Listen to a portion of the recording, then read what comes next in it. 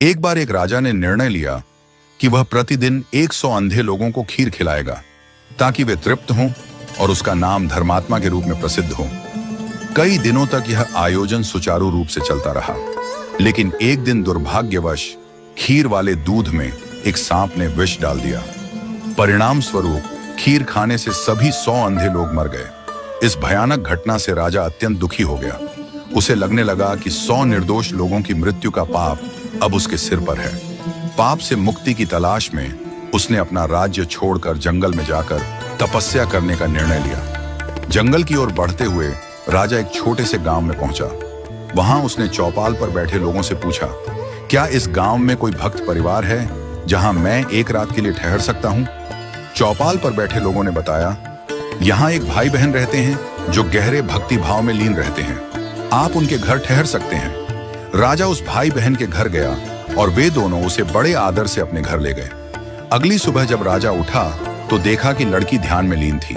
सामान्यतः वह सूरज उगने से पहले ही ध्यान समाप्त कर लिया करती थी, लेकिन इस बार वह काफी देर तक ध्यान मग्न रही। जब लड़की ध्यान से उठी तो उसके भाई ने कहा, बहन, आज तू इतनी देर तक ध्यान में क्यों रही? हमारे घर एक मेहमान आया है, उसे जल्दी जाना है। तुम्हें ध्यान से जल्दी उठ जाना चाहिए था। लड़की ने जवाब दिया, भैया, ऊपर धर्मराज एक उलझन में थे। उन्हें एक कठिन फैसला लेना था, इसलिए मैं देर तक ध्यान में रुकी रही ताकि वह निर्णय सुन सकूं। भाई ने जिज्ञासा पूर्वक पूछा, ऐसा क्या मामला था? लड़की ने बताया, फलां राज्य का राजा 100 अंधे लोगों को खीर खिलाता था, लेकिन एक दिन खीर जहरीली हो गई और वे सभी मर गए। धर्मराज उलझन में थे कि इस पाप का दोष किसे दिया जाए, राजा को, सांप को या रसोइये को जिसने दूध को खुला छोड़ दिया। राजा, जो यह सब सुन रहा था, उत्सुक हो उठा।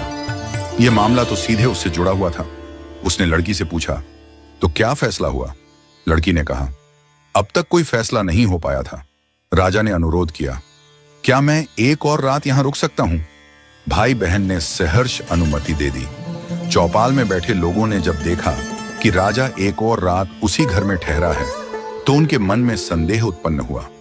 वे बातें बनाने लगे, ये राजा भक्ति का दिखावा कर रहा है। निश्चित रूप से उसकी नीयत लड़की को देखकर खराब हो गई है। अब वह लड़की के साथ भाग जाएगा या फिर यहीं ठहरा रहेगा। अगली सुबह लड़की फिर से ध्यान में बैठी और इस बार समय पर उठ गई। राजा ने तत्परता से पूछा, अब बताओ, अंधे व्यक्तियों की हत्या का पाप किसे लगा?